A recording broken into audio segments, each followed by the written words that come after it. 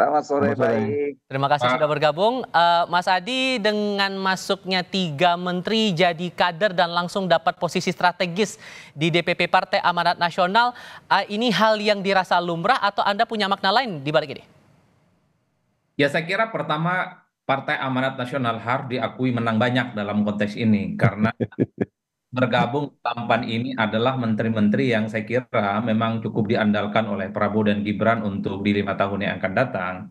Biasanya menteri ini kan adalah sosok yang tentu dinilai punya efek yang saya kira secara signifikan akan memberikan kontribusi untuk membangun partai.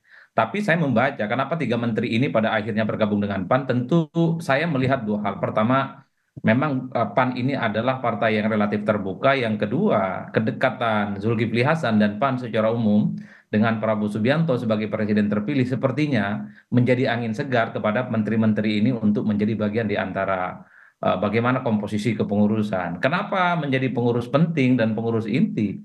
Memang kalau mau jujur, ini sebagai bentuk penghargaan yang cukup luar biasa karena tidak mudah sebenarnya menteri-menteri dari kalangan profesional ini kemudian melabuhkan dan menentukan pilihan politiknya. Ini semacam mutualisme simbiosis karena memang secara umum nantinya PAN ataupun dengan tambahan 3 menteri yang baru ini pastinya akan memprofiling bukan hanya mengawal bagaimana Prabowo dan Gibran di 5 tahun, tapi yang paling penting adalah mengonsolidasi basis-basis dukungan ke PAN tentu untuk mempersiapkan pemilu-pemilu di masa yang akan datang.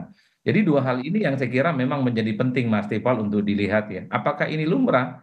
Di politik kita selama ini kan politik cukup cair. Yang penting dinilai punya kapasitas, punya kompetensi, dan orang itu biasanya dipercaya sebagai orang yang kemudian menempati posisi yang cukup strategis. Tentu PAN dalam konteks ini punya kalkulasi dan punya argumen kenapa newcomer, orang-orang baru ini kemudian menempati posisi yang saya kira cukup strategis di Partai Amanat Nasional. Eh, Jadi mhm. tetapi overall bagi saya yang ingin saya katakan Prabowo Subianto itu tidak ingin melihat partai ataupun menteri yang ada di kabinetnya itu tidak memiliki irisan dengan partai politik sehingga kalau ada kerja-kerja menteri yang dinilai tidak firm, tidak perform, mungkin nantinya akan evaluasi bagaimana partainya dalam menentukan sikap koalisinya. Saya kira di situ konteksnya Aha. Mas.